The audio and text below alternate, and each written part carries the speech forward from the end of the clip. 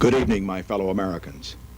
I have asked for this television time tonight to report to you on our most difficult and urgent problem, the war in Vietnam. Since I took office 4 months ago, nothing has taken so much of my time and energy as the search for a way to bring lasting peace to Vietnam. I know that some believe that I should have ended the war immediately after the inauguration by simply ordering our forces home from Vietnam. This would have been an easy thing to do. It might have been a popular thing to do. But I would have betrayed my solemn responsibility as President of the United States if I had done so. I want to end this war. I want to end this war. I want to end this war. Under Nixon, the war in Vietnam would expand.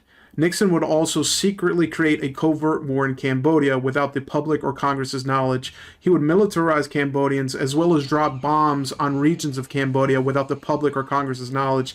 He did this in order to circumnavigate any political hardship of winning over support in Congress, as well as to avoid any more protests or distaste from the public. Nixon would eventually be exposed for this after an insider at the Pentagon decided to leak this secret information to the press.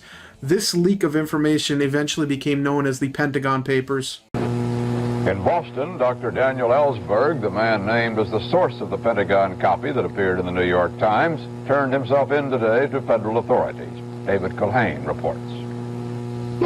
Even if the FBI had wanted to arrest him outside the courthouse this morning, they probably couldn't have done it. Ellsberg was walled off by a mob of newsmen and supporters as he admitted that he was indeed the man who brought the Pentagon Papers to the press and congressional leaders. I can no longer cooperate in concealing this information from the American public. I did this clearly at my own jeopardy, and I am prepared to answer to all the consequences of these decisions. Nothing else of interest in the world? Yes, sir. Very significant, this goddamn New York Times expose of the most highly classified documents of the war. Oh, that. I see. I didn't read the story, but you mean that was leaked out of the Pentagon? The New York Times had begun publishing a trove of secret documents called the Pentagon Papers, exposing how president after president had misled the American people about their country's role in escalating the Vietnam War. What in the world do responsible publishers think about to put out trunkloads of secret documents? It's getting worse every day. It's awful, isn't it? Therefore, I shall resign the presidency effective at noon tomorrow. Vice President Ford will be sworn in as president at that hour in this office. Finally, I feel that Richard Nixon and his loved ones have suffered enough and will continue to suffer no matter what I do, no matter what we as a great and good nation can do together to make his goal of peace come true. Now, therefore, I, Gerald R. Ford, President of the United States, pursuant to the pardon power conferred upon me by Article 2, Section 2 of the Constitution, have granted, and by these presents do grant, a full, free, and absolute pardon unto Richard Nixon for all offenses against the United States which he, Richard Nixon, has committed or may have committed or taken part in during the period from July 20, 1969 through August 9, 1974. By 10 o'clock this morning, he had concluded it really was all over. He called Carter, and an hour and 15 minutes later, his family with him, Gerald Ford came to the White House press room to make the first concession statement of his political career. It's perfectly obvious that my voice isn't up to par, and I shouldn't be making very many comments, and I won't. I think all of us Betty, the children, and myself would like to just come down and shake hands and express our appreciation personally.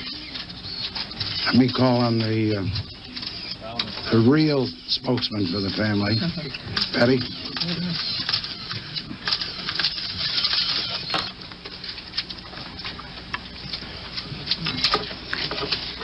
It's been the greatest honor of my husband's life to have served his fellow Americans during two of the most difficult years in our history. The President urges all Americans to join him in giving your united support to President-elect Carter as he prepares to assume his new responsibilities. The three major responsibilities that Carter would adopt as president would be first and foremost attempting to regain the trust of Americans when it came to the President of the United States and the government as a whole. After the Vietnam War and the following president lying about negotiations as well as operations of the Vietnam War, many Americans had low morale and many Americans felt like they were betrayed as well as had no reason to trust the government. It was on Carter to attempt to try to mend these bonds and recultivate this relationship between government and its people. The number two most important thing for Carter's administration would be trying to create a solution for the growing energy crisis. For years, the United States' demand for resources increased exponentially, whereas production for resources did not go in line with the needs. Eventually, it was not even possible for the United States to import needed resources due to cost. Now, the third, and possibly tied to the other 2 points responsibility that Carter would have to address, would be the economy.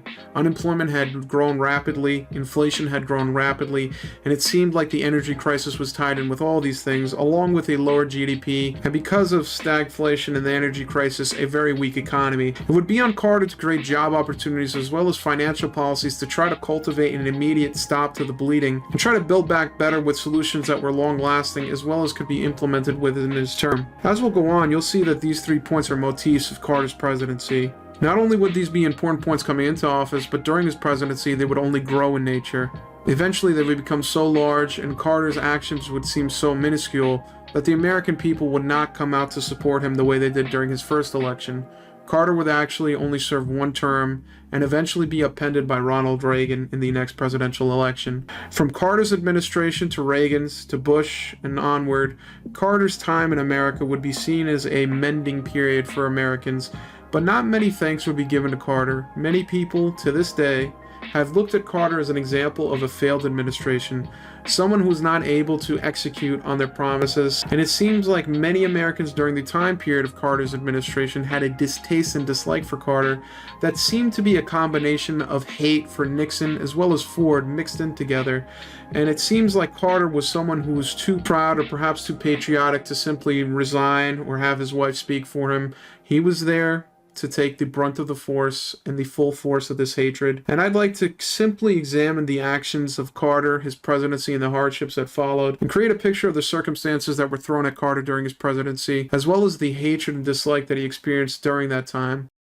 The American dream endures.